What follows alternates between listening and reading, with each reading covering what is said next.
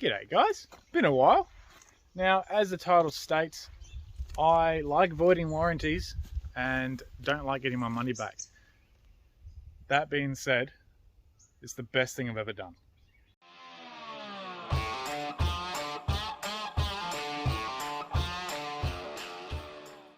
So if you haven't seen the other videos or you're new to the channel, hi, I'm Troy. So what I am going to do in this video is pretty much give a rundown of everything I've done to the awning. I did two videos, one being what I've done and then the second one being all the parts and what to do with it, which I didn't include in the first one because I was in a mad rush to do that. And now I've got frequently asked questions throughout those two videos constantly since that being released. So I'm now going to answer every single one of them, as well as adding everything that I've already mentioned into this one video. So it might be long. I'll try and keep it short, but see how we go. Before we jump into the fun information, I'm just going to give you a general rundown of how it's constructed and how it's mounted if you're not familiar with this awning. If not, just skip a couple of minutes. We'll start off with the bracketry. Now, it's very simple. It's just an L bracket at the back of the awning there to the feet of the roof rack. Now, it does come with 3 brackets. I've only used 2 because being 4 legs in the roof rack, they were very close together doing bugger all. But you got to make sure when you're doing your awning, have that last bracket really close to the pivot points at the end here, because that's where all the flex is going to happen. The bag itself is very tough PVC. It's the 1000D reinforced PVC, so it's the best on the market out of Japan, as well as the zips. They're YKK. They're a bit sun faded, but they are again the best out of Japan. The zips you can get, most of the bigger brands use those zips. So that's a plus, and I've had this bag through hell, as you can tell. And right there, you can see a little crease. When my awning originally flipped over the car, that was a sharp edge on one of the poles that snapped. And that has not come through or worn out over the time.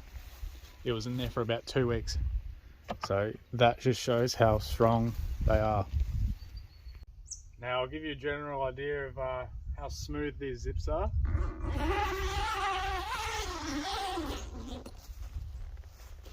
Satisfying. Now I'm going to set this up. So you get the tension strap, throw it around the side.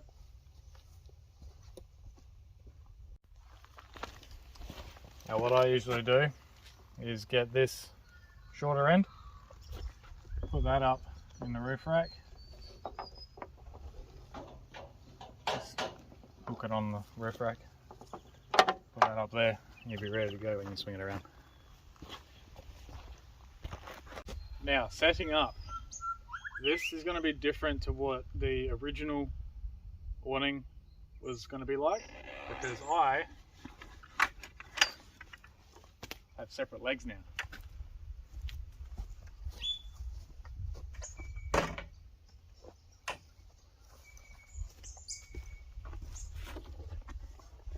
Let's flip that over. You got 3 straps, or 2 straps, sorry. Oh, 3 straps. I can't count though. Now, the guidelines, again, these aren't on there. You have to put them on yourself. I like leaving them on. I don't like when they get tangled though. Bear with me. Alright, so it flops down like that. Pretty simple. And just go for a walk.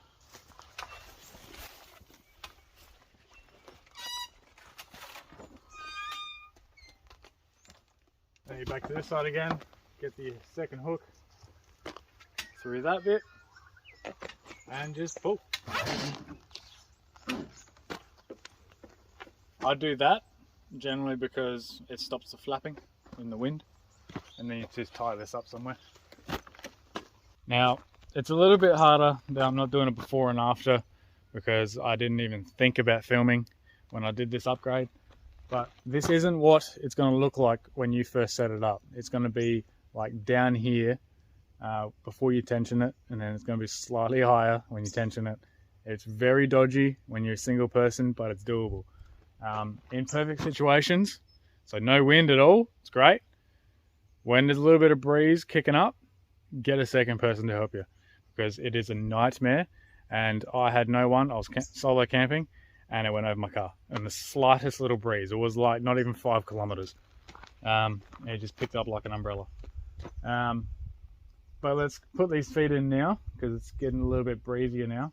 As you can tell, it's moving up and down. You probably can't tell. I'm moving up and down a little bit. So I'll put these legs in. Now again, these legs, I'll explain later, were part of the awning. I'm not including this bit. So I'll put these in now, and then we'll continue on. So now that the poles are in, let's get into the information again.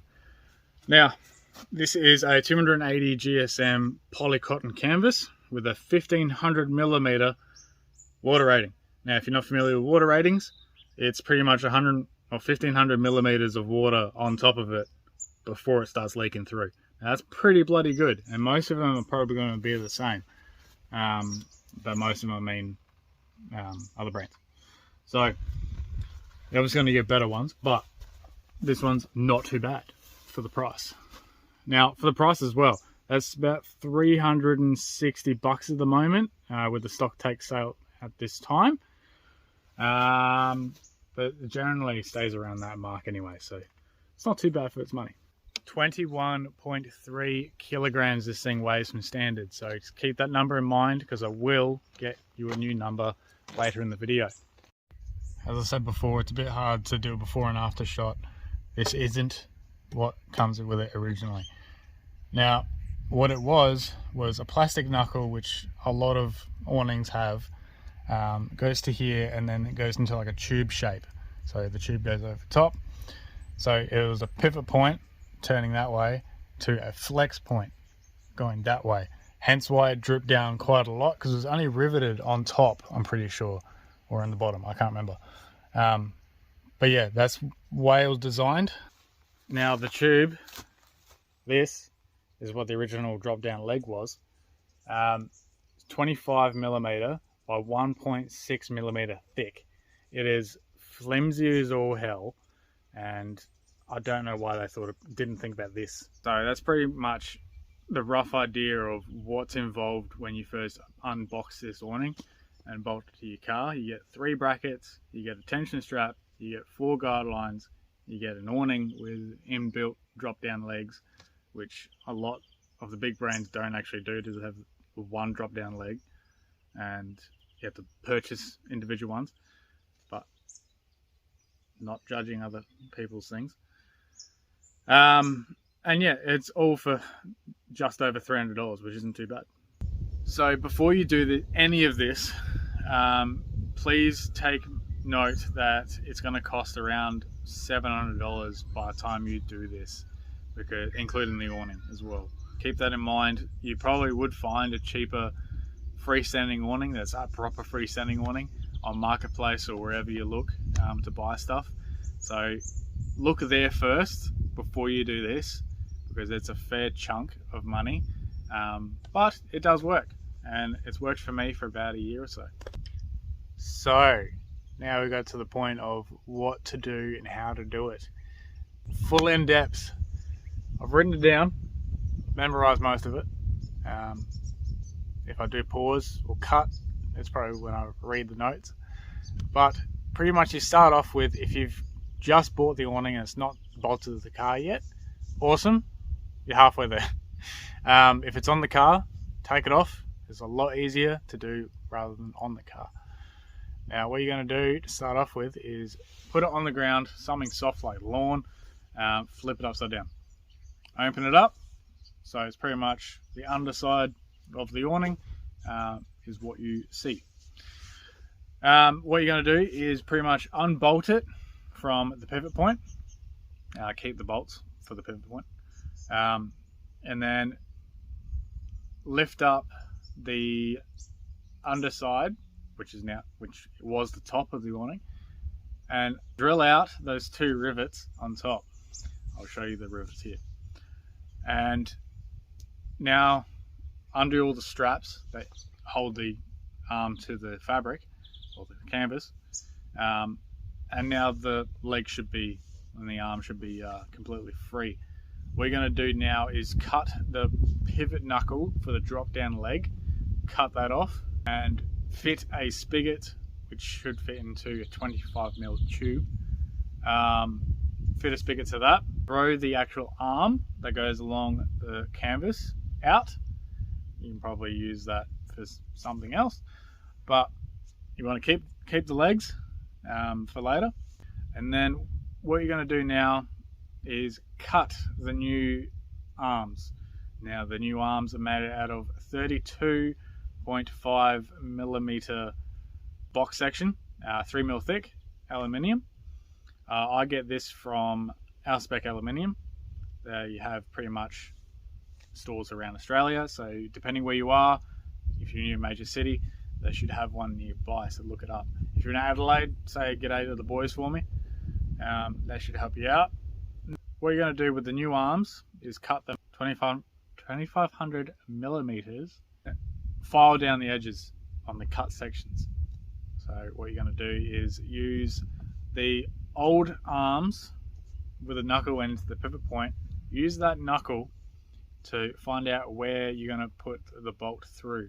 So pretty much there's like a rounded edge of the knuckle that goes inside the pivot point and the bolt goes through it. Put that rounded edge to the edge of the box section, if that makes sense. Now that's pretty much going to indicate where the bolt's going to go. Plastic pivot from the arms should be the same width as the box section, so that's a plus. That gives you an indication if it's going to work when it's all folded up. So pretty much just make it flush to the end of the pole, end of the arm, sorry, and then that'll give you an idea of where the bolt's going to go. Mark it and drill straight through the top and the bottom section of the box, and then with a 9mm drill bit. Do the same 9mm drill bit to the other end, so keeping the same side as the bolt sections. That's where your spigot and the arm's going to go, or the leg's going to go into. Make sure you only drill into one edge of that box section. Don't drill all the way through, because you want the top side of that box, when it's on the awning, when it's set up, to be the stopper for the spigot. What you're going to do now is you reuse the bolts from the pivot point. Reuse those bolts, bolt the arm back on, put those lashings back on. Lashings, you understand what I mean. Straps on the canvas. Do that to all of them, so all the 4 arms, and then fold it loosely back up again, and then flip it over right side up, so you basically just looking at it bird's eye view on the ground. What you're going to do now is, with a 6.4 grip pot rivet with a black large flange, I'll show you the photo here, drill with a 4.8mm drill bit. I'm trying to memorize what I've written down, so excuse if I'm slurring my words or trying to slowly talk. So you pulled the canvas tight, you've marked out where the pot rivet is going to go. Throw the canvas away from where you're going to drill. You should have 2 marks. Drill those 2 holes with a 4.8mm drill bit. Get the canvas back, pull it tight, get the rivet gun and rivet them down. Do that to all 4 arms. Now this should have your awning fully ready to go, apart from the rear arm. Now you'll notice that the rear arm has a little sleeve that the older arm used to be in. Obviously can't use that sleeve anymore, but there is a strap. Use that strap around the pole to hold it in place. Now you'll need 3 stainless steel screws, probably 16mm long. Doesn't need to be that long. You want to pull the canvas tight again towards the back section, and pretty much drill straight through the canvas into the arm. So that's going to stop the flapping, because what used to be the pole of the arm inside the sleeve, you can't fit it in there anymore. So you got to do what you got to do. So just self tap them in, 3 or 4, whatever you want. 3 works for me. I'll show you the picture here. What I didn't use was stainless steels, which isn't, to be honest, a big deal. That's pretty much your awning done. Like, it is that simple. Make sure all your edges are filed off because of this area. Then that should be fine to go bolt it back on the car. But you need one more step. Now, the last step is that reinforcement piece to the back of the awning. Now, if you have a cage roof rack, it's going to be the exact same as this. If you have a platform, it'll be the same aspect, but a little bit different. Make it work. Now, when it comes down to that part of the modification, it's just a little bit of flat bar, so 30mm thick, with a 20mm bolt into the back of the awning and a 50mm bolt going through the top rail. But that's pretty much simple aspect to do. That's basically just to hold it in place and stop it from pulling away, because there's a lot more weight now. Do you remember that number I told you, 21.3? Now, that was the original weight for this awning. Now it's 26.5. Now, it's a little bit heavier by quite a few kilos. Again, if you're weight conscious, probably look into other awnings that are a little bit lighter. But to be honest, a lot of awnings now are around that same weight. So you may as well do this. So once it's bolted on, that reinforcement bracket's on, you'll be good to go. So open it up, tension it up, and then you can pretty much stand under it comfortably on, as again, on the 6.3, but you're done. That's it. And it's as simple as that. I'll run through couple of questions that people have asked apart from the original design, because I pretty much ran through the whole thing now. I didn't miss anything because I'm looking at the awning now. Questions are regarding just general use of an awning from people obviously that have never had an awning before. 270s, 180s, normal pull-out awnings are all the same aspect. You look after them, keep them dry. If it's raining one weekend and you pack it up wet, make sure next time it's sunny, preferably within the next couple of days from that trip, open it up at home or wherever and let it dry out, because it will get moldy. I learned the hard way. Went camping and in winter, packed it away wet and completely forgot about it because I didn't need an awning for a while, and it just got really moldy inside the bag. Being a black bag, it heats up quite a lot. So yeah, moisture and heat do not mix. You don't need to season it because it's already seasoned. It's just the way the canvas is designed and made. Pegs. Now, I use 2 different types of pegs. I don't use the original ones, like the standard smash in the hammer pegs. I use screw-in pegs. Now, these are hex pegs. You can get all different variants of them. So many flies today. There wasn't any before. But these are hex pegs. So you basically just use a socket type head and the drill. Make sure your battery is completely full, because I've gone out one weekend and it was flat. So I have no warnings for me that weekend, and it was hot as all hell. Hex pegs do a smaller one. So this is a 20 centimeter and it's a 30 centimeter. So I've never used these big ones yet. I always use these. They haven't moved yet and they're being held down currently now. And then sand situations. I've tried so many sand pegs, and these ones I'm about to show you are the best I've ever used over the years. These big mother hunkers, 41 centimeters long. I've had these probably about that deep, never moved.